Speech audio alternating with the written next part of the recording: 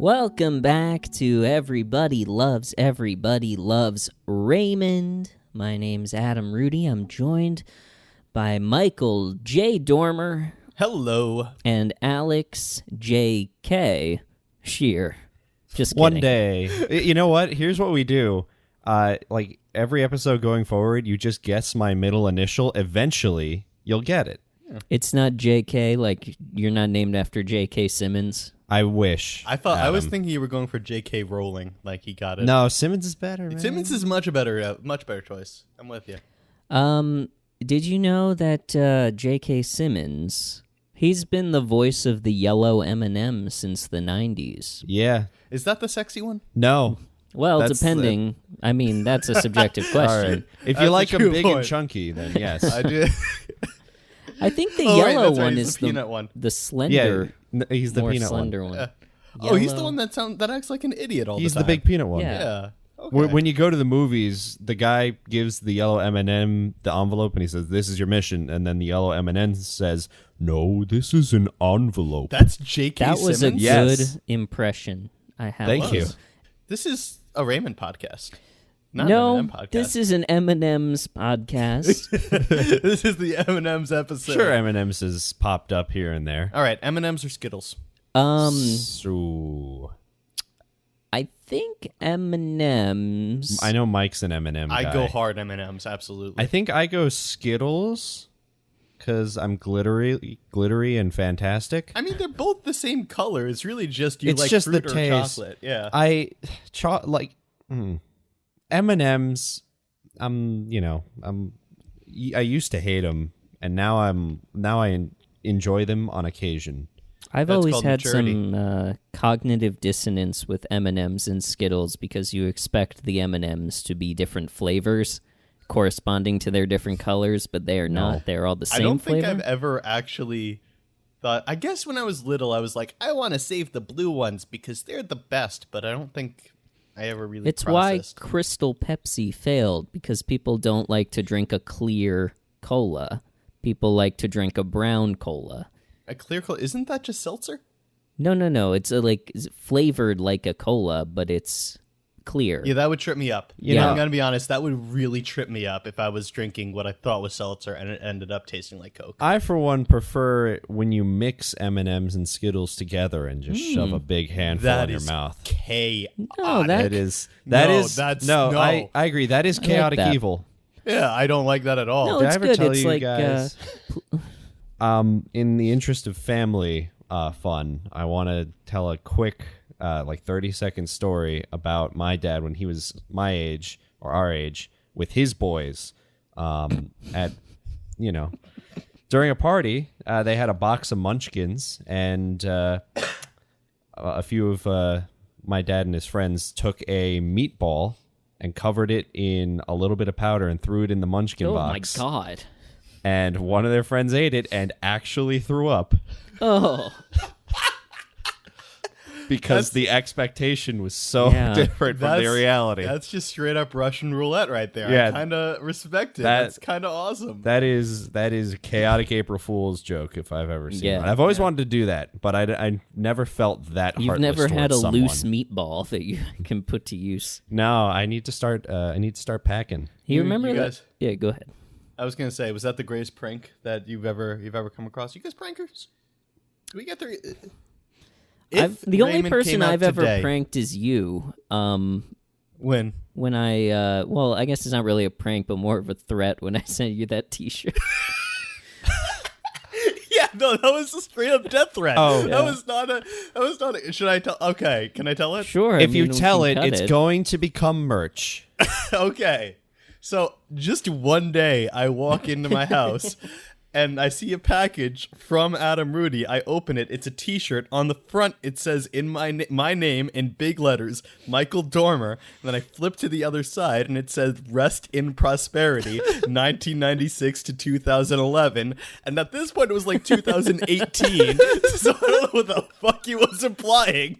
But that was a few years later, I got into a very, very bad car crash. I was fine, but my trunk was destroyed. And I had gotten this T-shirt and thrown it into my trunk because I was like, there is no way in hell I'm bringing this thing inside. That is some bad juju.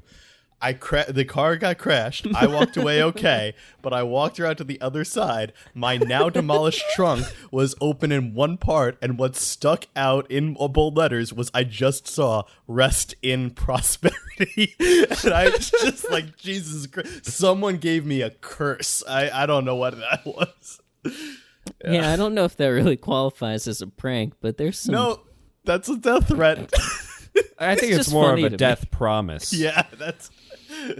It's just funny That's to funny. me that you would wear your own in memoriam T-shirt. Well, it would be really baller if it was a future date. Yeah, Yeah. that would have been. Yeah, I would have actively been scared of that date coming. Yeah, Alex, you ever prank anyone? I pranked myself once on accident. You know those. This is not that intense compared to compared to your epic prank, Adam. But one morning when I was in college, I tied, I did the classic rubber band around like the removable nozzle at the sink that faces towards you, so that when you turn on the sink, the nozzle thing turns on and sprays you and you get all wet. And then, I go to class and come back and no one touched it, and I had forgotten about it, so I used the sink and I fooled myself. And then I took it apart in shame. Nice. It's the last time I pranked someone. Yeah. That's some Ray Barone behavior right there. Last point, and then we'll go into the normal spiel. If Everybody Loves Raymond came out today, do we have Impractical Jokers as guest stars? Oh my God, yes. We have the Impractical Jokers come over. Maybe pursuant to this episode, maybe the Impractical Jokers are playing against Ray and Robert in a basketball tournament. Amazing. Ooh. Amazing. And then they have Those to ask guys- why the Impractical Jokers are in the Pizza League. Yeah. Well, they wouldn't play themselves. They would play characters, but you'd have to have all four of them on. And maybe they're like playing against Ray in a basketball tournament, or maybe it's like one of those classic episodes where Ray has to interact with other parents. Ooh, that could be fun. Like And they're they're a polyamorous gay couple. Yeah. Raymond gets really, really progressive representation for one episode only, and that one episode is the Impractical Joker episode. The reboot would have to be about Ray, because Ray has enough trouble, like, catching up to the 90s, but Ray would have to learn a lot really quick in a reboot set in 2022. Raymond loves everyone. Yeah. Yeah, there you go. That's it.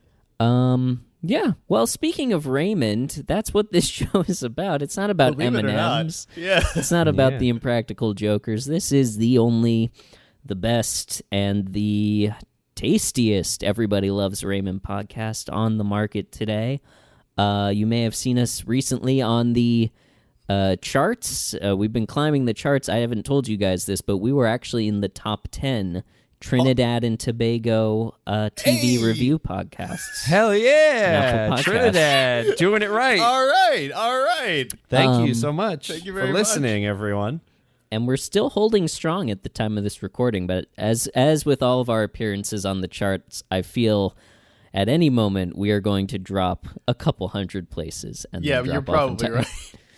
I mean, I don't know. Maybe we have just loyal listeners that in Trinidad and Tobago that are gonna stick with us all 200 plus episodes. Look, I hope you do. We're bumping. We just need to work on staying up there. That's Yeah, the next step. exactly. We're getting where we want to go. We just got to stay there. That's Just it. like our friend Raymond in this season 1, episode 11 of Everybody Loves Raymond, which we're going to be talking about today. It's called Captain Nemo, and we'll get into it. We'll break it down scene by scene. But first, we have something important to talk about. Several episodes ago, you two made fun of me for hoping... You got to be more specific. We do make fun of you quite a lot. for hoping that people would send us emails to Raymond at postfun.info with We did. Raymembrances and Judge Deborah suggestions. That is true. We received an email. Whoa! Holy crap! From I'm shocked. email. Joseph Vaughn with a Raymembrance. He Thank says, you, Joseph. "Hi, guys. I've got a pretty cool Raymembrance that I think you'll enjoy. Back in 2009, Who Wants to Be a Millionaire ran a special series of episodes to celebrate the show's 10th anniversary on fuck you. Mike, you do that all the time, but you don't correct yourself. I do. You're right. Yeah. On many of these episodes, a celebrity was brought out and given a chance to answer a question correctly for charity. Here is Patricia Heaton in the hot seat.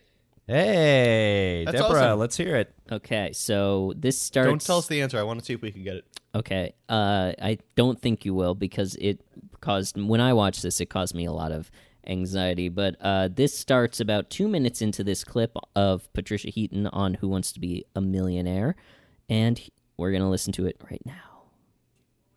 $50,000 if you get the right answer, okay? All righty. All right, so now you're going to have 30 seconds, and your time starts now. If a euro is worth $1.50, 5 euros is worth what? A, 30 quarters, B, 50 dimes, C, 70 nickels, or D, 90 pennies? Holy shit. So it's worth. Sorry, just So run that's through that again. $7.50. I'm gonna need to hear the choices over again, but that's how much five. We can do math. Yeah. €1, so The What's answer is 150? it's got to be worth $7.50. I just missed all of the options. that 30 come out to quarters, Okay, 50 no. dimes, 70 No. nickels, or 90 pennies. So 70 nickels is. I'm going to guess A. 30 quarters. So that would be. 30 quarters would be. Yeah, actually, you're right. It is A. 30 quarters. Okay, well, let's see how Final Patty- answer. We're both wrong. We're both wrong. Yeah, this would be really bad. This would be worse for you, Mike. This would be much worse for me. I'm the math guy. Well, don't worry, because as you'll see, Patty has a little bit of trouble with it as well. If a euro's worth $1.50, 5 euros is worth 30 quarters, 50 dimes, 70 nickels, or 90 pennies?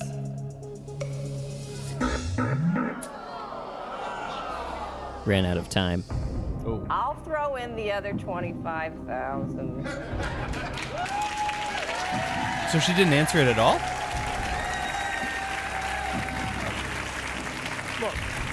Let's say... As long as I don't have to tell you how many nickels it is in...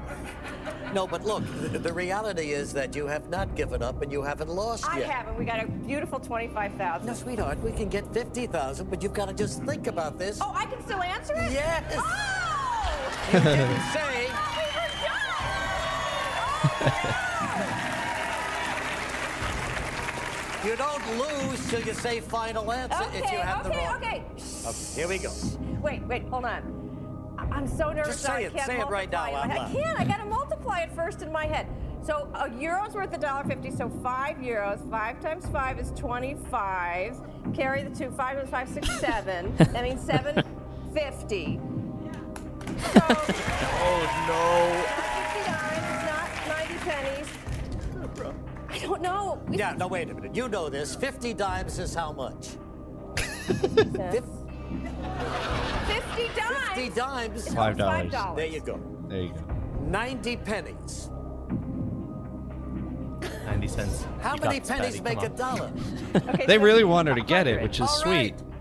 They're 70 spoon feeding it to her. nickels. This is the worst question you could have asked me. 70 nickels. How many nickels in a dollar? So 7 times 5, that's $3.50. 20 nickels in a dollar. Regis, you're freaking me out. Stop asking me about nickels. Okay. 30 quarters. How many quarters in $1? All right, I'll give you my answer.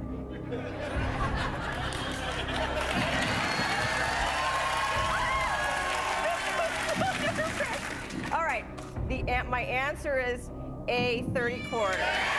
She got it. Yes! Good job, Patty. Oh, my God. Was that her only... she had a whole run, right? It wasn't just that one question, though, right? No, they only do one question, it looks like. Oh, okay. Yeah. All right. Yeah, that's incredibly stressful, isn't it, to watch somebody have to multiply on TV? It's also, I do think that Regis was trying to help her out, but just having Regis Philbin in your face saying, "What's 90 pennies?" Like, that's a terrifying experience. So I feel for her. 70 nickels. I think there were a lot of things in that clip that I would like to take out and add to the soundboard just to have Regis yelling 70 nickels at people. 70 nickels over and over again. How many times in $1? Yeah. Some of the comments were like, this is classic math anxiety. I'm a math teacher. This is literally what I do every day, what Regis is doing here, to walk people through the thinking. Yeah, I don't know. What do you guys think? I mean, I think Regis did a good job. I think the pressure was on.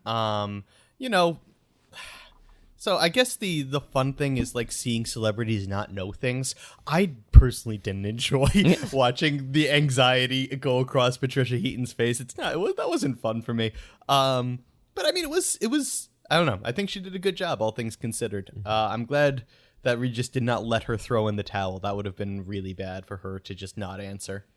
Yeah, Regis seems like the kind of guy who is very caring, but he will yell at you while he's helping you.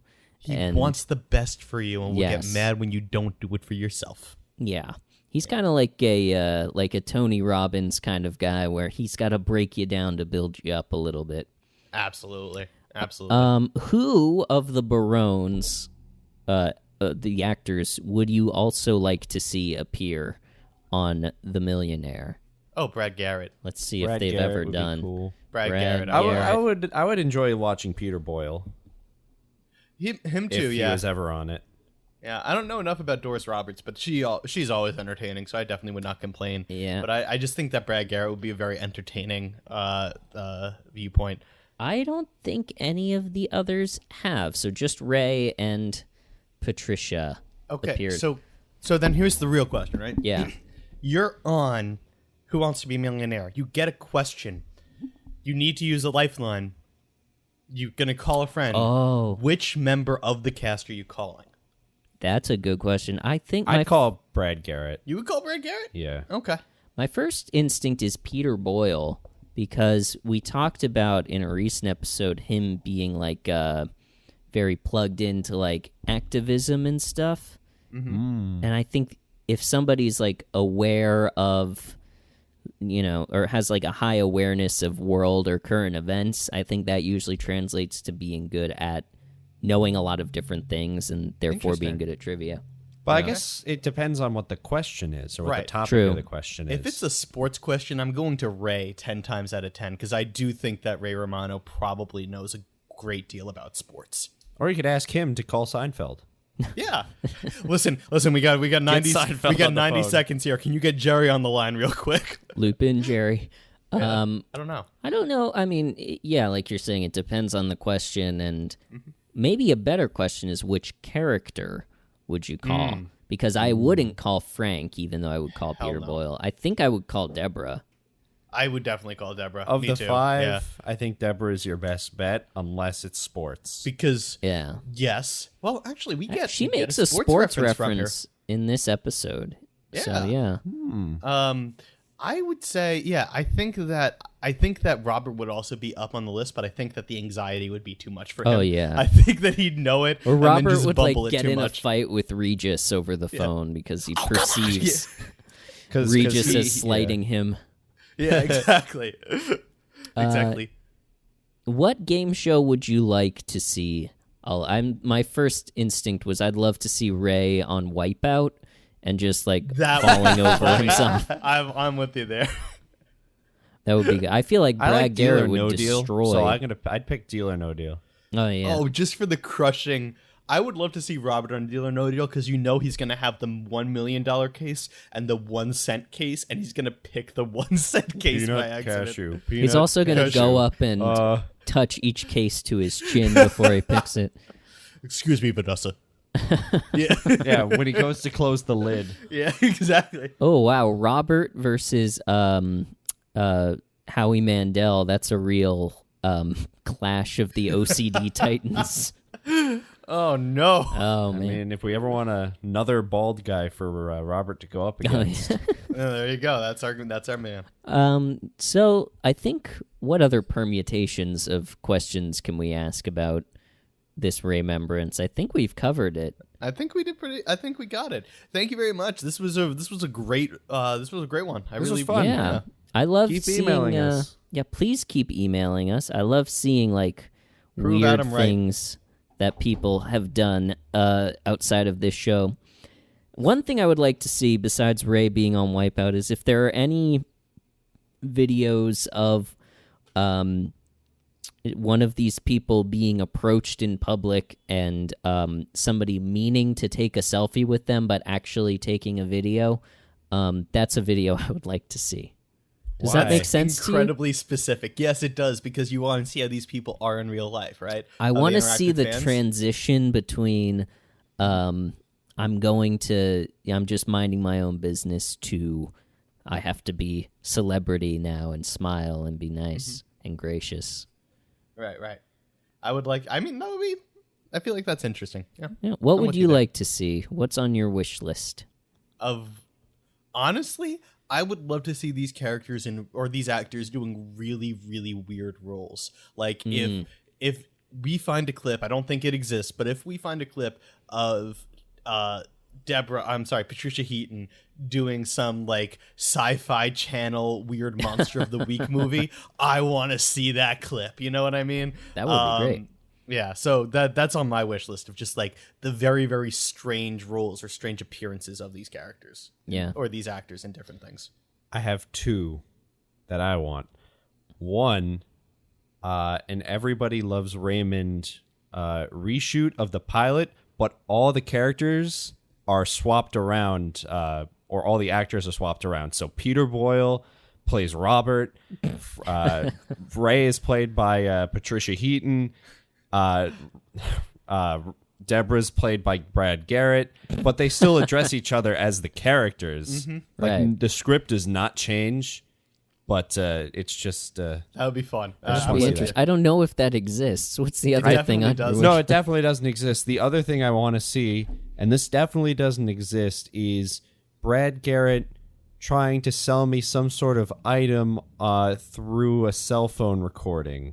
I don't know. I don't think that would exist. No, I think that does exist because No, he I does. don't think that exists. No, he does the cameo, but he also does like the cameo for like a business or for like commercial use.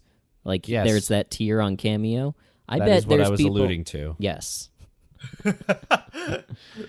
But I bet there's people who've like, can you please record a video for our General Dynamics plane engine conference where you can talk about how many turbines it is. I don't know how planes work. like a turbine sitting on his like coffee table. Yeah. Well, that's a good turbine right there. Wow. Hey, this is I good buy all stuff. my turbines from Turbine Plus. Yeah. Hey everybody, it's Robert from Everybody A Loves Raymond. character He as touches Robert. the turbine to Yeah. his Yeah, chin. exactly. I trust General Automatics. Yeah, when we get money for this show, if and when I should say, we will pay for a commercial use cameo from Brad Garrett to talk about not this show, but yes, plane engines. So thank you to Joseph Vaughn for that Raymembrance. Keep them coming, please. We love any and everything that you can send to us. With that, though, I think we should throw to a break because we have a lot to talk about with season 1. To get into, yeah. Yeah. With season 1, episode 11, Captain Nemo. Will be right back.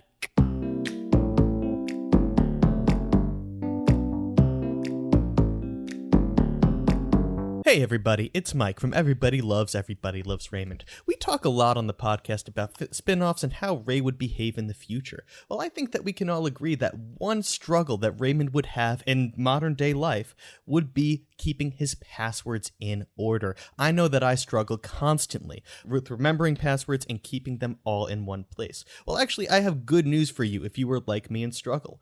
Have you heard of 1Password? 1Password is the world's most loved password manager. It is the easiest way to store and use strong passwords, allowing you to log into sites and fill forms securely with a single click. Use it for your own passwords, protect everyone in your life with their family plan, like Raymond, or become one of more than 100,000 businesses that trust 1Password to secure their business and protect their data. Try it free for 14 days and support this show in the process by visiting 1Password through postfun.info/ads. That's postfun.info/ads. And when you get there, let them know Raymond sent you. Welcome back. I hope you enjoyed those messages from our sponsors. We're here to talk about Season 1, Episode 11 of Everybody Loves Raymond, and it's called Captain Nemo. And I would like to know, Mike and Alex, what your overall impressions of this episode were. Let's go Alex first, alphabetically, of course. Thank you. I guess alphabetically via first names, because other way around, I'd be last. I liked it. I thought this was a pretty strong episode. I thought it was fun to see our boy Kevin for the first time in the show. I enjoyed the dynamics here between the characters. I think Ray was pulling some of his classic fuck-ups throughout the entire thing. It was fun. I enjoyed it. Mike. I thought it was definitely in the upper tier of episodes that we've seen so far. Had some really, really funny moments. Loved to see Robert doing his thing, and I thought it was a really, really good episode. Yeah, I think so. Robert was too. like an actual character in this one. Like he's starting to become more included. Yeah, Definitely. I thought it was very well done. Had some good character moments too, some good family elements. Had a wholesome ending for that matter as well. Yeah. It was a good Robert episode, and we got some good guest stars, and like a good arc for Ray. Bernie. Yes, I was very Bernie. surprised that Bernie was not on the basketball team. He's too busy selling jet skis. Too busy selling jet skis and groping people. Yep. Maybe they stood up to Bernie and they were like, you are a sex criminal, you cannot be on our basketball team. Raymond did not stand up to Bernie. There's That's no true. way in hell. Like, come on. I hope you're right. I hope we never have to see his mug again. But No, I do. think you're wrong. We definitely do. But it's nice to know Raymond has more than one friend. Yes, he's not just running around with Bernie asking for more Parmesan. Mm-hmm. So our cold open for this episode, Ray is in the... This was a very nice, like, continuous, every scene follows the next and they're all related episode. Like, there was They one wrote a story whole and we st- episode. Yeah. From start to finish. Ray is in the kitchen. He's emptying the dishwasher before the basketball game, and Deborah comes in and points out that he's taking dirty dishes out of the dishwasher, which I thought was funny. Points for trying. I will say that I related to that. I've done that. More common my mistake is putting dirty dishes into a clean load without realizing. I've done that before without thinking twice. So yeah, You need I a relate. system. We have what I've done since I was a child, my family, you put a chip clip in the dish, like on the dishwasher, hanging off of it to indicate that it is clean once you that's start smart. it. I I've refuse to just get been one of guessing. those freaking signs that they sell where it's like, Oh, this you know, is like the rotating ones of clean and dirty. What's I your problem refuse with to that? do that. They're cute. I hate. There are no words hanging on my walls in this house. I refuse to have it. You do not live, laugh, or love? I Is that do what you're not telling me? live, laugh, or love. You may talk to me before I've had my coffee. It's weird to see the lines you draw, Adam. There are no proclamations of what we do in this house. Have you seen those? And we do not have to Oh, yes, I have, explicitly yeah. state that you are in fact welcome. Yeah. Our welcome mat has no words on it. It is this is a very friendly house to illiterate people. It's all shapes. Amazing. At any rate, Ray is doing or trying to do nice things and be considerate because he doesn't want Deborah to guilt him about going to basketball game or practice. It's just a game. It's I a game. think. It's a It's a game. game, yeah. Game. Deborah not evidently guilting him. She wishes him to have a good time, and Ray immediately gets defensive. But then Robert enters as Ray is crossing into the living room. Robert enters, and I thought this was a really nice brotherly moment where we actually see these guys having fun together, which I don't think we've seen before. They start tossing the basketball back and forth. And what does he say at the end when he says, "I'll be home as fast as I can." Yeah, because he's like saying about like, "Oh, it's a drag. I can't believe I have to do this. I can't believe he's open." Yeah, and they start freaking out, and then as he's leaving after all of that, he's basically like, he turns to Deborah and is immediately like, "Be home as quick as possible." I thought that was a nice touch. Yeah, I thought it was a fun one. This tracks for Ray's character because, like, I'm imagining this same scene playing out when Raymond is a teenager and his mother actually trying to manipulate him to feel bad about leaving the house. Yeah. So I think he's just grown up, and like now even as an adult, he just has these expectations of like, you know, when I want to do something for myself, I'm going to get guilt tripped about it. So I should just be proactively defensive. Well, we also find out later in the episode that like, it is kind of an issue that he's not as home as much as Deborah wants him to be. So maybe he just feels bad about not being there for his wife as much as he thinks that he maybe should be. But I also, I give him the benefit of the doubt on this one because this is playoffs and finals week. Sure. If this was every week, then yeah, that would be an obvious issue. But like maybe before this point, it was once a week. When Ray wanted, like, you know, it's healthy to have, you know, hobbies outside of your family. Definitely. And that's what I wrote down too. Yeah. It becomes an issue if he's like, and I think it reaches that point when he becomes the captain in this episode where it feels like to him, not just to Deborah as well, but like he crosses the threshold where he feels like he's spending too much time away from the family. And it's cool that he recognizes that. Yeah. And we'll get into his whole... We actually have like an emotional arc for Ray in this episode, which is great. But first, we more get to step dissect. forward in writing. It's awesome. This might be the first 3-hour episode of VLELR. Oh, good God. We will brush through what we need to brush through. We get the conveyor opening. I think this is a flip back from the previous episode, which I think was the playset. It was. And then we cut to halftime at the basketball game. New set. New set. New set. Yes, and this one gets a lot of work. I think we see it like 3 or 4 times in this episode. It looks good. It looks good. I think it comes Solid. back, too. Oh, good. In future basketball episodes? I imagine. I mean, this set feels way too familiar to me to have only appeared in this one episode. I bet it gets they do a lot. repurposed for different... Yeah, they do a lot with the Cathegimitorium, as it's known.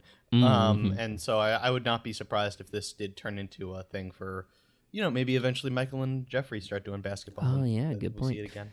But the Nemo's team comes into the locker room at halftime. They've been getting their ass handed to them by Bed Bath and by Beyond. Bed Bath and Beyond, which I thought was really funny. And then so Kevin is the captain. So we've got Kevin James, Andy Kindler, and Dave Attell are the main friends who are on the team. And there's some extras who are not listed on IMDb. Yes. I gotta ask, actually. I know later in the show we get a visit from explicitly named Doug, what's his face? Heffernan. Queens. Right. But here they're referring to him as Kevin. So is this just canonically Kevin James, and then he has his twin brother Doug later on? Or I think we have to assume that they are... I don't know if there's any reference in King of Queens, and I'd be interested to find out, to this character being named Kevin Heffernan. But it would be... It's one of those things, I think, where they retconned it because he did such a great job on this show, and right. You know, so they gave him his own show, and then of course there's the crossover. It's sort of like we were talking about with Robert Culp in Columbo, where he's 5 different guys. You just kind of have to assume that these are twins. It's a classic doppelganger situation. Yeah, definitely doppelgangers who both happen to know Ray, and then Ray doesn't actually address that he knows both of them. Maybe Kevin goes into witness protection and moves to Queens, but still maintains his friendship with Ray. Because you know how witness protection works. They typically move you about 5 miles away from where you are already living. And you can stay in touch with all your old friends and family and everything. Exactly. That sounds about right. I don't know if we're meant to assume that Kevin and Doug are the same person. I think that makes more sense, and I think we can just chalk this up to Kevin changing his name legally to Doug Heffernan in the in the guest episode where he comes back as Doug. Is it like they're meeting for the first time? Or are they already established friends? Yeah, I'd be paying 'Cause attention I think- to the Doug episode too, because if there's a reference to a basketball team, well, then we know for sure. I that don't meant to think be they're the same person. people. I don't think they're meant to be. You the same think they're people. just doppelgangers? I think it's just a doppelganger situation, and you guys are going way too into this. Even for me, you guys are going way too into this, and I go way into this. I hope you're wrong. Well, yeah, so Doug's doppelganger, Kevin, is the captain of the Nemo's basketball team, and he's not doing a very good job, but I thought it was a funny line when he pointed out that Bed Bath & Beyond shouldn't actually be in the Pizza League. Which, I will say this, they don't play against another pizza team. Yeah, I know No, that's that's They go true. up against a Chinese restaurant in the finals. They don't play another pizza team. I don't know, maybe it's like the winner of each Maybe it's specific the food cuisines league. I don't know. You think food falls under Beyond? The restaurant. I mean, they probably sell like candy and Yeah, they stuff definitely in do. Bed They're one Bath of & those Beyond. stores where you can buy That- chocolate at the checkout. We got welcome to Bed Bath & Beyond. Over here we got the beds. Here we got the bats. Here we got a whole Beyond Burger section. It's an Italian restaurant, of course, that serves you on sheets and pillowcases. Yeah. Yeah. Sponsored by Carlo's Bakery, the Cake Boss. Bed Bath & Beyond and Boss. Bed Bath Boss and Beyond. Yes. Bed Boss and Beyond? This is Bed Boss nonsense. So, yeah, we've got Kevin Always is. James, Andy Kindler, and Dave Attell. Dave Attell only appears on one other episode, but Andy recurs throughout the series, I think, and then, or at least up Dave to a Attell the point. smoker? Dave Attell is the one who's smoking, yeah. Okay. Gotcha. And then obviously Kevin gets replaced by Doug at a certain point and appears less frequently. But this is our first exposure to Ray's like core group of friends with buddies. some additions and exits over the course of the series. But the team is flailing, so they start to have a mutiny and vote Kevin out as the captain. Doesn't Kevin quit? Kevin No, quits. he comes back. Well, no, he quits being captain. Oh, yeah. He quits because they start doubting his abilities, and so Dave His suggests. inability to switch to zone defense. What Yes. the hell, man? Yeah. I don't know much about basketball, but I'm pretty. Isn't zone defense like the standard way to do it?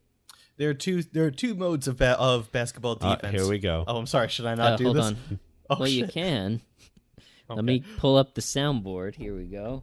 All right, teach us about the zone defense, if you would. Okay.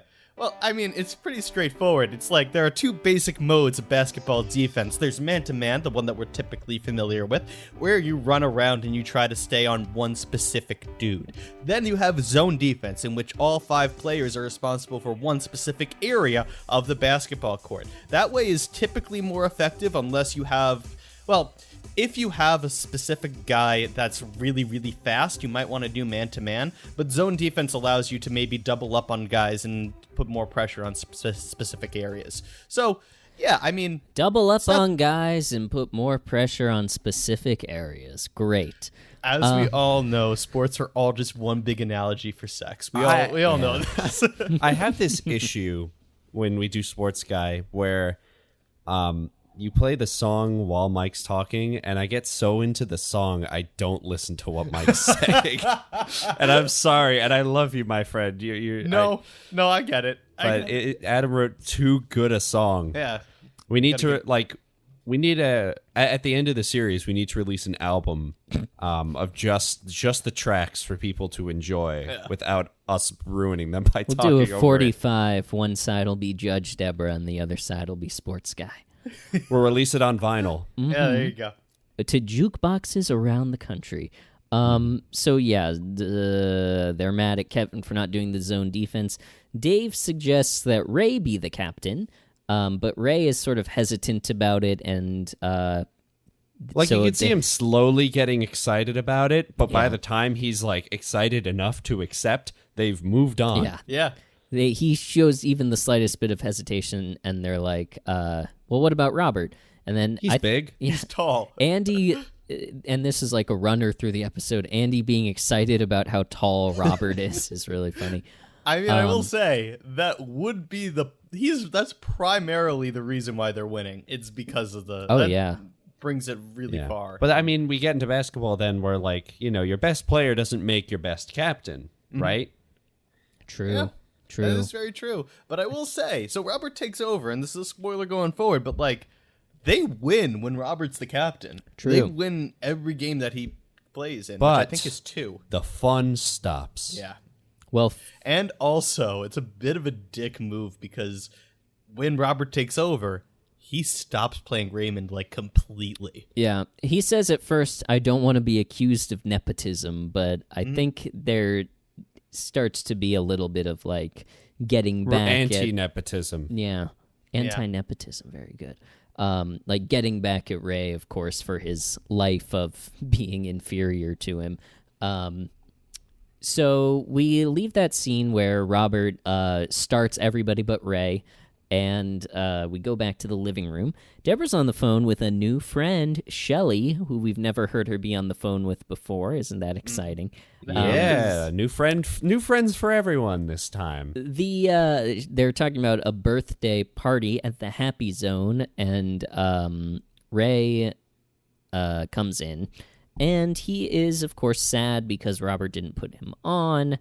But Deb is happy that Robert became the captain, and for Ray not playing as much because they're going to the Happy Zone later, and he can spend more time with the kids, and etc. But obviously, Deborah clocks that Ray wants to be the captain and is jealous of Robert and teases him about it, which I thought was a nice dynamic thing. Some innocent fun. Yeah. It's maybe trying to get to like a more central issue, getting Ray to open up about his feelings, which is an eternal struggle for Deborah. True. There's a big glass of milk on the coffee table. I noticed that there was a lot of milk in this episode. Did anyone else get nervous when Ray was taking off his shoe right in front of that glass of milk? No, actually. I was afraid he was just going to pull it off and knock the milk off the table. That would have been good because of the later Ray with the shoe incident. Then that would have been a callback to this. And yeah. You're right, but I guess they decided it was funnier for what happened with the glass of milk later. Yeah. Well, Which too little, too late. EOR. Which was they start having this conversation, and this is when Deborah brings up the fact that it's almost like Ray's never home because he has road trips, he goes to work, and then when he comes home, he runs off to basketball. And that's when this is the first time we really start to hear that that's something that really bothers Deborah, which I can understand why that would be a big concern. You got young kids, it's a lot of work, number one, but number two, if you have a young family, you're not going to have a young family forever. You want to be there for the kids while they're small. Their developmental years are some of the most important. I think if each parent gets maybe a night a week where they can just go off and do something just for themselves, I think that's an awesome compromise and very healthy as well, and gives each respective parent a night alone with their kids, which I think could be really great for the kids as well. I think so. Maybe Deborah needs something as well. Like we said before, it's not an issue to have separate hobbies and to take time apart, but when it feels like there's some neglect happening or a degree of neglect, I think for Deborah, seeing Ray want to take on more responsibility with the basketball team and spend more time doing that, I think that's what she's worried about. And I think that crosses that threshold for her of, this isn't just something that you do once a week anymore. This is going to be something that you're spending multiple nights a week on. And then I think eventually it crosses that. Once Ray becomes the captain, I think it crosses that threshold for him as well. It's all about balance, work, life, family, hobbies. I will also say, I think it's in this scene, Ray mentions he's been playing with these guys since high school, which I don't have anything to add to that. I just thought it was worth bringing up to remember that these friends are apparently school friends that and they all kind of just stayed in town and hung out. And from what I know about Limbrook, it's not uncommon for people who grow up here to stay here. That adds up. That checks out. Yeah. Especially when you see the type of men that these men are. But yeah, oh my God. I think that's kind of a universal thing for people who grow up in any kind of town, not growing up in like a city or something, is like the people who stay behind, you want to give them a close look of like, are you staying behind just because you like it here, or are you sort of, arrested in like wanting to stay in the place where you grew up and not wanting to engage with the wider world. Mm-hmm. I think for Ray, it's a mix of both, because Ray has a job where he gets to go all over the place and see things, and he could move, into the city or closer to the airport or whatever, but he chooses to live across from his parents. We also learn much later on, how they acquired this house in a flashback. Mm-hmm. And if I remember correctly, it wasn't really up to Ray. Like, it was more of a Marie suggestion, and Deborah jumped on it, and the joke was, she didn't know what she was getting into. Oh, yeah. Okay. I think I remember that. I do know the last episode of this season is called How Did We Get Here? And it's about, them questioning, why the hell do we live across the street from these guys? So maybe that's the episode then. Yeah, maybe. Well, I'm interested in finding out. Yeah. That's something to look forward to. We'll have a very special finale for the season. We'll do something fun. Yeah. Oh, yeah. Yes. So where are we? Hold on. I was just saying that I think the last thing that we were saying was that, it's about finding the balance, and it seems like there's starting to be a little bit of conflict. And as that conversation is happening, we get an entrance from Frank, who I thought this was Frank very, and very Robert. cute. Right. Yeah, Frank and Robert. And as Frank is just so proud of Robert for being the captain. Which is funny, just because he shows no pride in Robert's other accomplishments. Yeah. But captain of the basketball team in the pizza league. He's a lieutenant sergeant of the NYPD, and he's just like, hey, you're a leader because you were the captain of an adult men's amateur basketball team.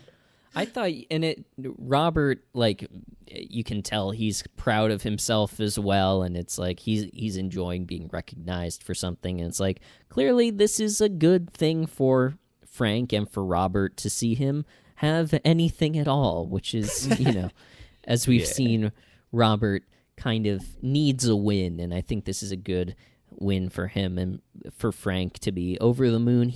I want to point out, Frank said he's proud of the Barone Boys for continuing a long legacy of academic excellence. Hell yeah. So athletic excellence, you mean? Oh, I wrote down academic. Why did I write down academic? Yeah, no, athletic. It's not academic. It's definitely not academic, yeah. There is no legacy of academic excellence that I can see. Yeah. Yeah. And then I thought this was cute. Frank just starts drinking the glass of milk. Yeah.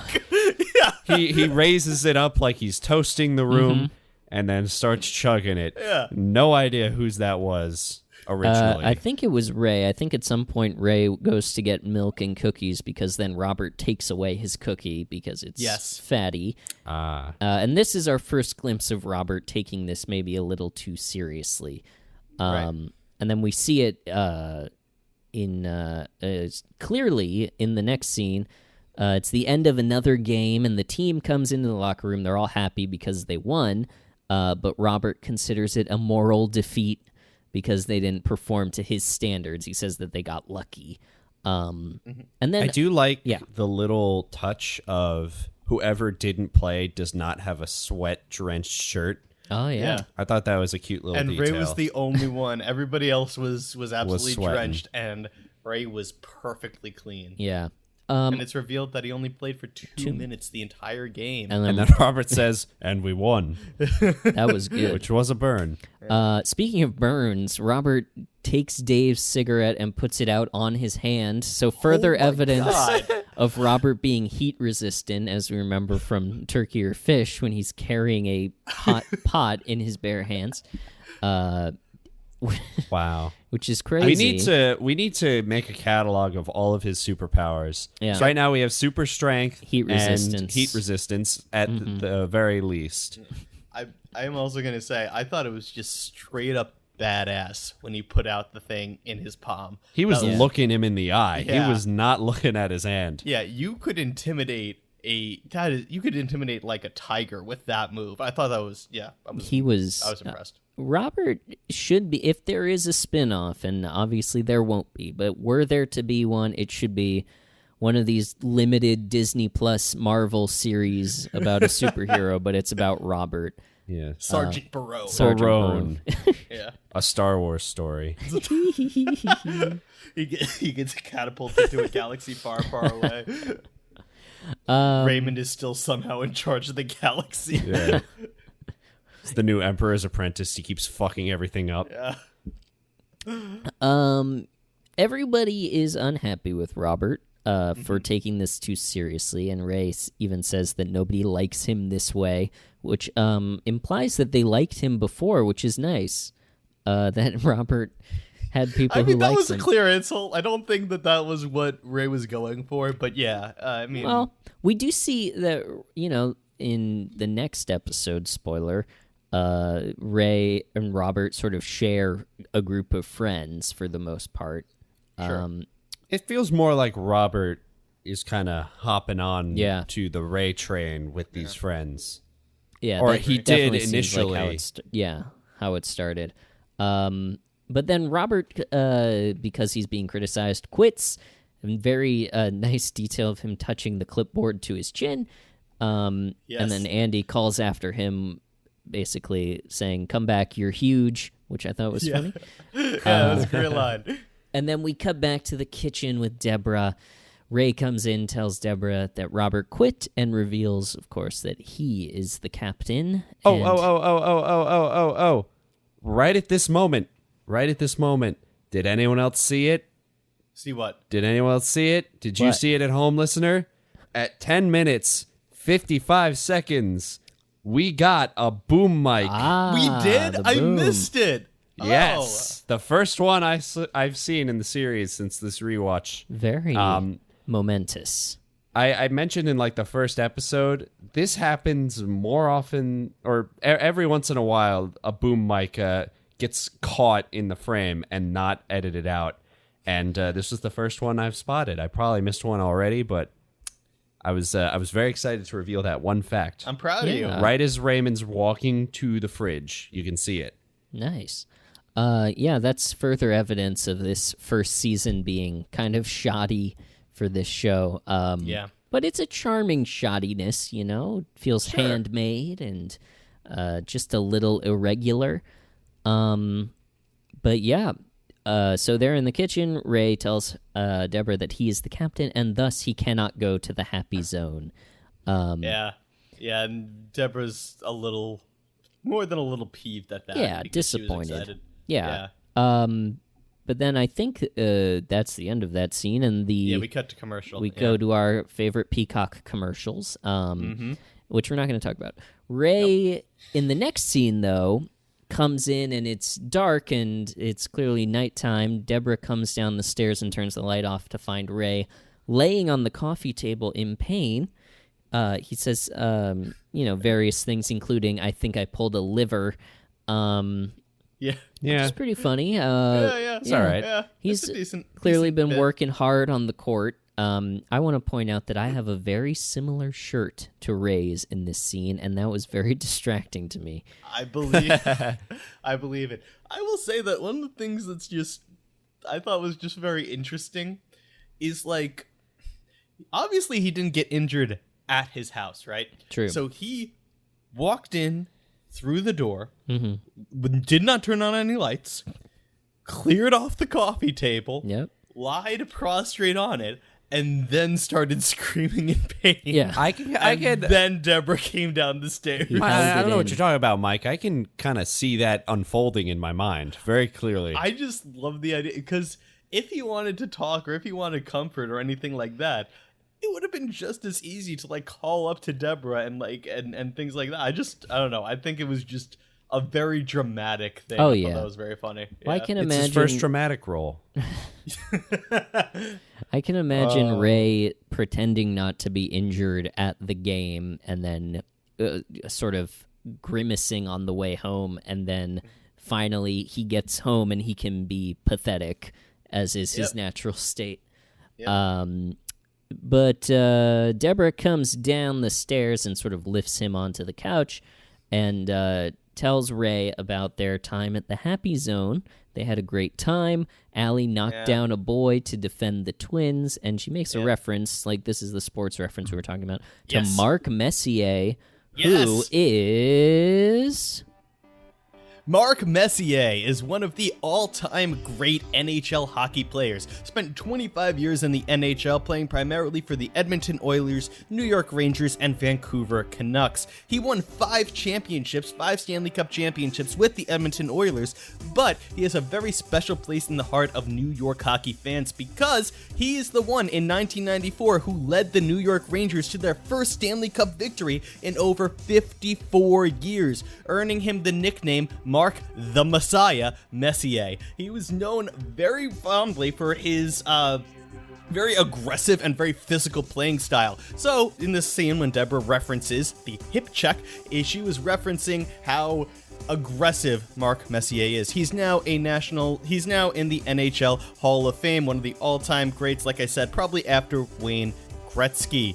And yeah, that's Mark Messier. You actually timed that perfectly. I didn't have the loop on, but the song ended right when you said that you were done. Oh, and just one little tidbit that I got because I was curious about this too, and I looked it up. His number is retired. I didn't know that. His number is retired. So if you ever go to MSG, Madison Square Garden, and see anything, show, Knicks game, whatever it is, you will see his jersey, number 11, hanging in the rafters.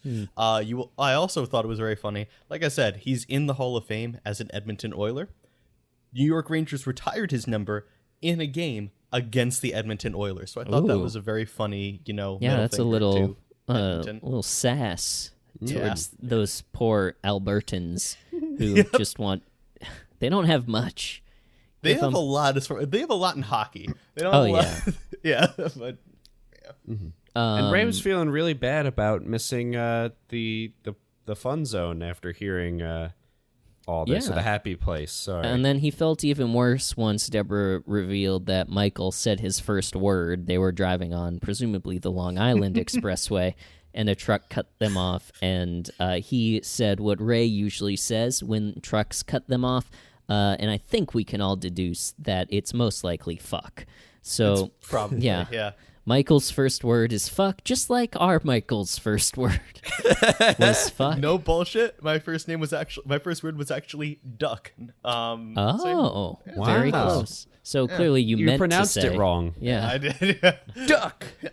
And Ray is sad that he missed all of this, like Alex said, and is disappointed that, or tells Deborah and disappoints her that he can't do anything tomorrow because he has the basketball playoffs. Mm-hmm. And at this point, Marie enters and gives the performance of the episode. She is furious at Ray for betraying Robert. She says he sold him down the river for his own glory, makes reference to Richard III or that guy on Young and the Restless. I didn't look up what it could mean. It could mean any number of guys on a soap opera. But she delivers this tirade and gets an applause break from the audience. The performance of the episode, without a doubt. Truly, is this the only time we see Marie this episode? I think so. Yeah, I think so as well. Yeah. And she comes in like a hurricane, and She sure does. Leaves like one, too. yeah. And she tells Ray to go apologize to Robert and make it better. And so we go across the street. Robert is in the Barone kitchen eating a Chinese food meal for 7. And ungodly amount of Chinese food. Which, I mean, it's explained in a sec, but I also wrote down that was a lot. And it was all open, too. yeah. Yeah. No, he's not he was saving picking any at of it. that for later. That's one. No, this Or it's the giant sampler platter. is his sadness meal. So Ray comes over, and Robert at this point reveals that Marie is upstairs hitting his speed bag, which I thought was pretty funny. What is that? What's A speed bag is that. thing that hangs from the... When we were in the Stallone zone, remember those things that were hanging from the ceiling? Yeah. The one that you do bags? rapid punches on. Yeah. Yeah, okay, gotcha. Which I thought was funny that it's like Marie has this routine when she gets angry that she goes and blows off steam. It's a great image, too. Yeah. Ray invites Robert to come back to the team, but not as the captain, as a player. He gets really excited when Ray starts to ask him back, too. Yeah. But Ray refers to Robert as the missing link on the team, and I thought it was funny that Robert says, "I've heard that before." Further evidence that Robert is some kind of mutant.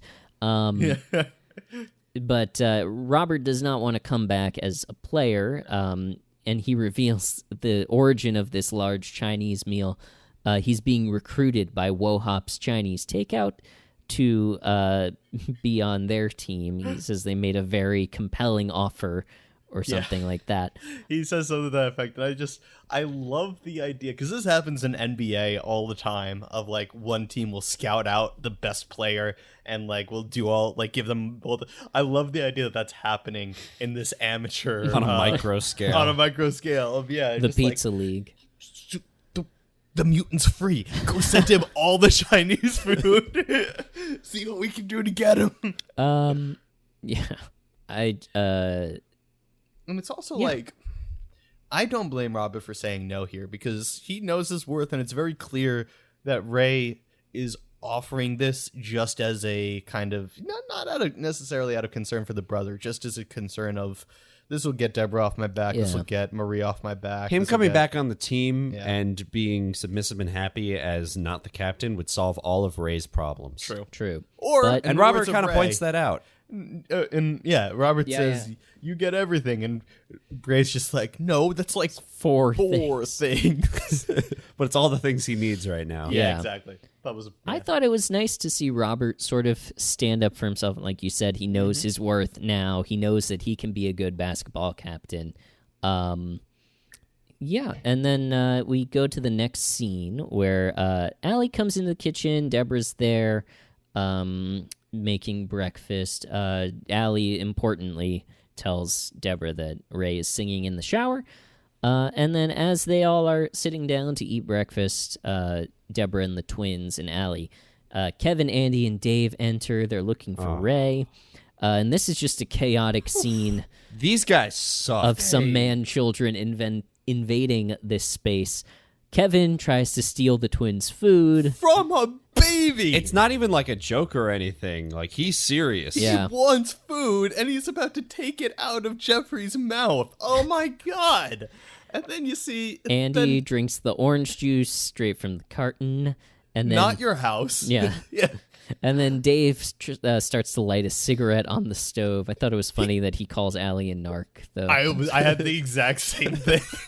You know, when looking at these guys, it's amazing that Ray is as good as he is. Yeah, true. You know what? Yeah. And throw Bernie into the mix as well. Yeah.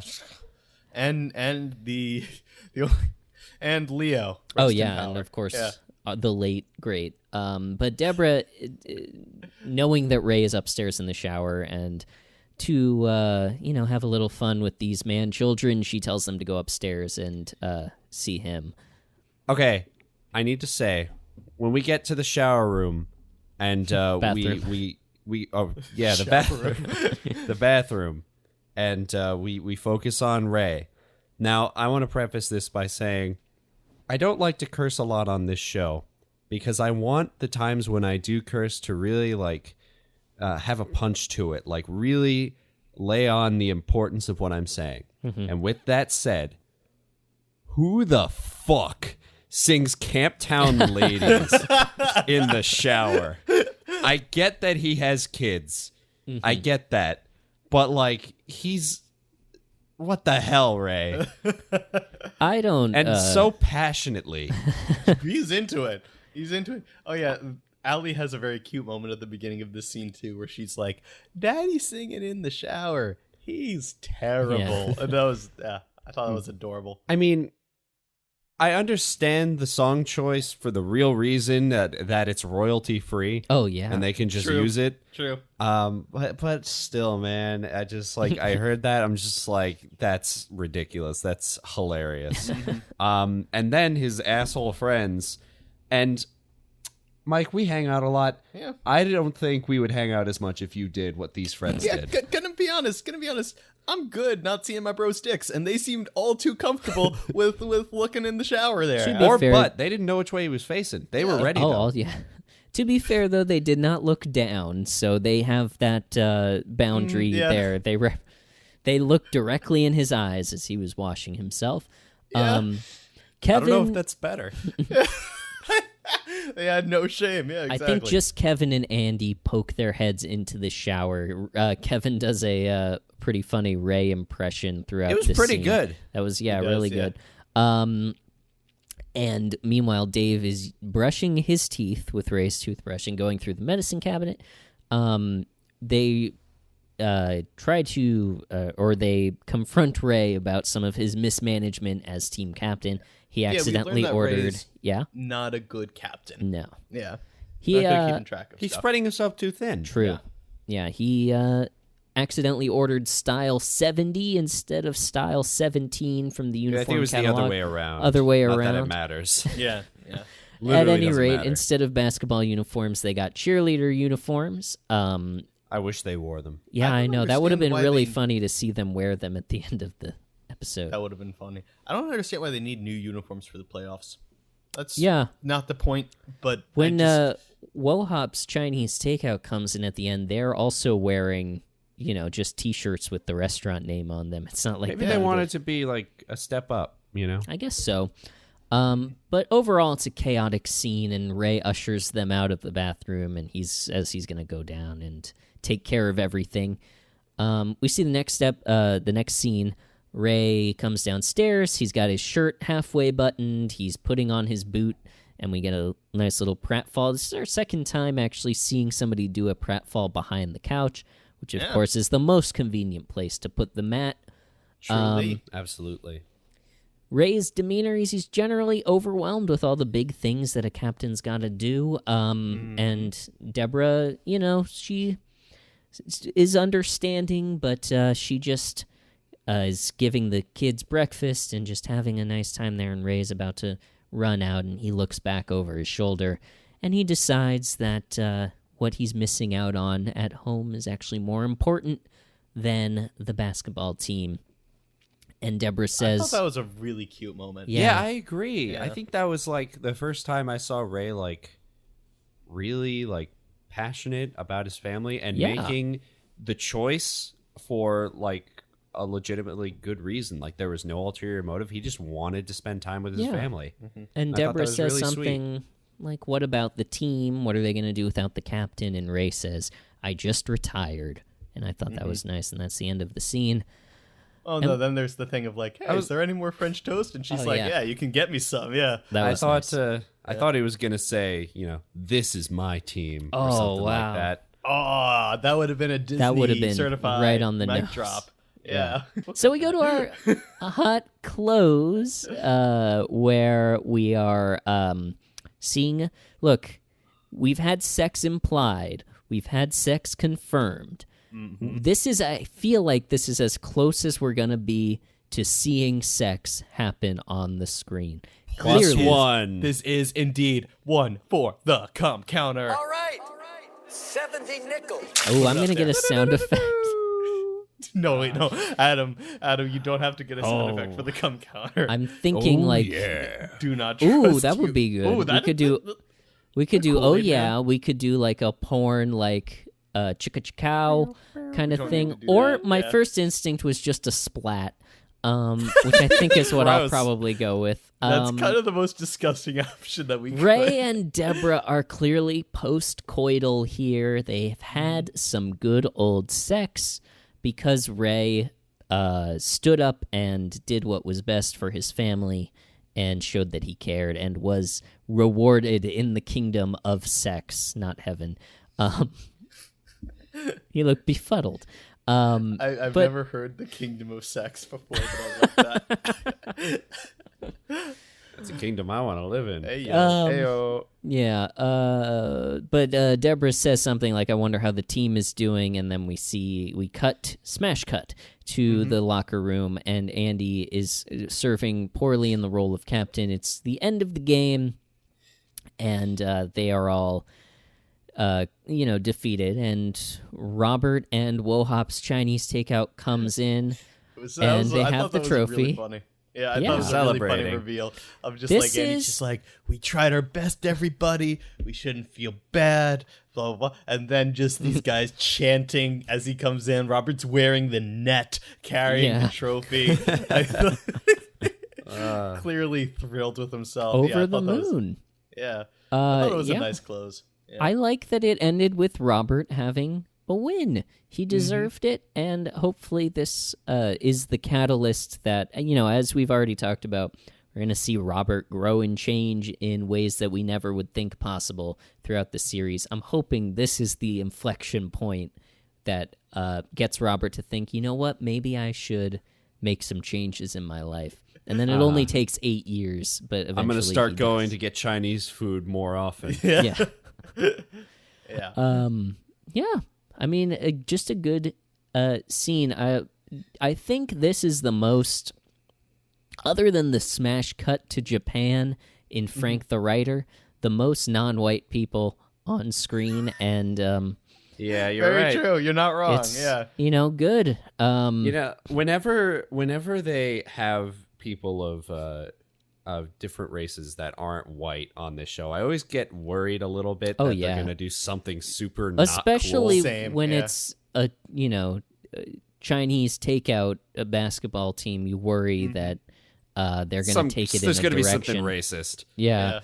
But nope, they were fine. Didn't. They just acknowledged that it was a Chinese restaurant and treated them like normal people, which thank you for that, writers.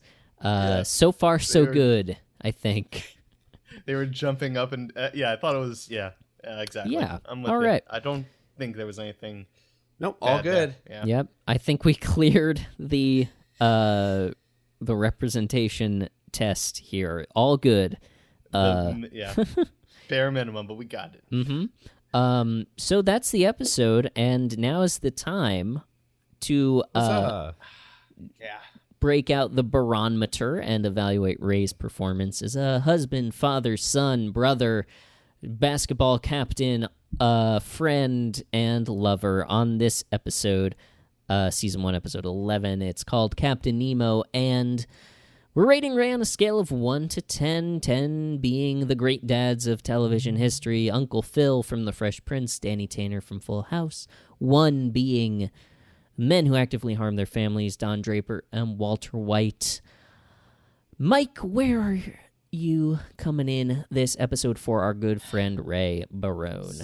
So I'm torn. I'll be honest with you. I'm torn because I think that over the entire course of the episode, he does have a lot of growth as a father. I think at the end, he's a very, very good dad, or at least we're led to believe that he's a very, very good dad because he recognizes the importance, he reprioritizes, he leaves things behind when he recognizes he doesn't need them. And so I want to give him, obviously not a perfect rating because he does spread himself too thin and exposes his children to his wild and not at all good friends that come in and just rampage through the kitchen. And we didn't talk about it, but I like how Deborah, after she finally gets them all out of the kitchen, she sits down with Allie and it's just like, Allie, do you want to talk about what you just saw? She's like, yes. Yes. So I want to give him a positive rating on that. On the flip side, I don't think he was as good a brother as he could have been. I think that he was not, I think that Robert was clearly, sure, he had to confront Robert. I'm not saying that he was wrong to say something about Robert going over the top with the captain thing, but it came across to me like a power play. I don't know if that's fair, but it came across to me like a power play when he left. He just kind of stepped up and didn't really have any remorse for that, and didn't really show any remorse when he came to Robert later in the episode. So yeah, I'm torn. I guess I'm gonna give him like a 5.5. I'd say because I think I think all things considered, it's probably pretty neutral, but I want to acknowledge his growth as a dad. So yeah, I'll give him a 5.5. All right, Alex. Okay, so I'm going to start with the Robert stuff. When Ray goes to talk to Robert, he does kind of he's coerced into doing it, but I feel kind of his main reason to do it was, or the main reason he did it was because his mom so politely asked him to go talk to Robert, and I think he did it as part of the reason is to kind of right a wrong that had occurred. That wasn't necessarily his fault. Obviously, I think Ray believes that it was kind of, Robert's letting the coaching go to his head. That kind of was his own downfall. And I think that's a fair take. Obviously, the rest of the cast was not there, or the rest of the main cast, I'd say. So the olive branch Ray offers Robert, I felt was reasonable. I mean, I wouldn't offer him the captainship back. No. After, the actions Robert took. And I think what he really wanted was, he wanted his problems to be solved, but that his problems being solved also means that everyone else in his life would also be happy, or at least, satisfied with that conclusion. So I think that action was the right move at that point. I've never seen Ray care so much or at all about his kids and show an active interest in them as people. When Deborah was telling Ray about like their trip to the happy zone, like Ray was completely and absolutely interested the entire time. He asked, he showed initiative, he was curious, and he wants to be there with his kids. And at the end, he holds up to that decision. And for that reason, I feel comfortable giving him a 7. Okay. All right. Yeah, what you guys are saying about the Robert stuff is playing in for me in a bigger way than I thought, because I would have liked to see Ray at that point offer Robert co-captains, equals, rather than have, offer him a subservient role, because Robert, as we know, has been underneath Ray in terms of status his whole life, or Ray's whole life at least. And I think it would have been a nice gesture for Ray to say, you went wrong in a couple places. Here are what people didn't like about what you were doing, but we can work it out to where I do some of this stuff and you do some of this stuff. And then at the end, maybe we have the brothers win together because they've learned the value of, working together or whatever. But at the same time, that takes away that other thread of Ray spending time with his family. He wouldn't have learned that lesson if he, was learning the lesson about getting along with Robert. So I think the way this episode is structured, Robert necessarily has to be hurt by Ray so that he can go off on his own and win for the other team. And Ray needs to not have competing with Robert be a source of, conflict so that he can focus on spending time with his family. If any of this makes sense, I'm figuring it out as I'm saying it. But, so I think the way that Ray treats Robert in taking the captainship away from him is shitty, and, not offering him co-captains is shitty. I understand why it has to be done that way. So I'm not knocking him too much for that. Like with that alone, I'd put him still at like a 6 or a 5.5, like where you were, Mike.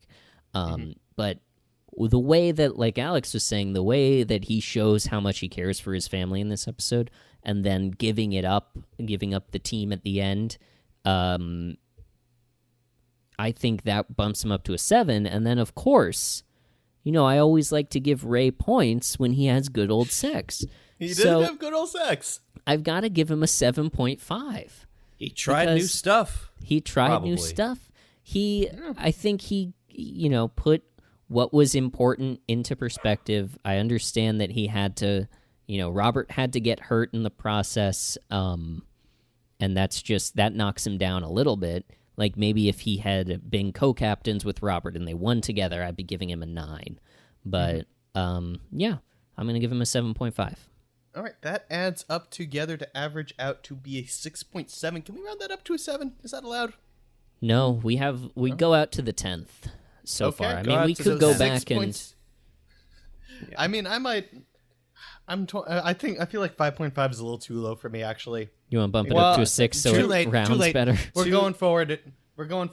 Too late. 6.7 out of 10 for Ray this episode. See, I felt that too. Like when I go first or close to first, and after I hear everyone else talk, I feel like, oh my god, am I the weird one? Am I the asshole? Yeah, exactly. No. I mean, there's different perspectives, and that's important. And that's why we take the average. That's only Is Ray a good dad? These 3 white guys assemble to determine. That's a very slight dip from the previous episode. He was at 7. Yeah, pretty playing. So this is good.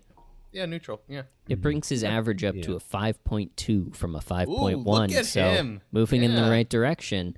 Definitely. All in all, I would say this is a good episode for Ray. I'm proud of him. I'm glad he fucked. I'm glad he... I'm glad Robert won the game. I'm glad Frank was proud and Marie was happy for Robert. Everyone was happy and it all worked out.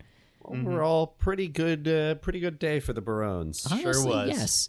And it's been a pretty good day for us. Would you guys believe we've only been recording for an hour and 36 minutes? Holy shit. This is going to be a svelte, speedy little episode, and thank God for that. So we've had a couple of long ones recently. Oh my god, so. yes. Sure have. We could use a little break. Some seriously beefy episodes, but not this one. There's only one last thing to say, though. Thank you for listening, and please rate and review this podcast on Spotify and Apple Podcasts. Follow us at Barone Zone on Instagram, at Facebook. Visit us on the r/Everybody Loves Raymond. We'll poke around there from time to time. Head to postfund.info/ads to support our sponsors. And, of course, remember, keep this in your heart forever. Deep down. As we say our classic sign-off, everybody loves Raymond. And we love you. Thanks for listening, everyone. See you next time.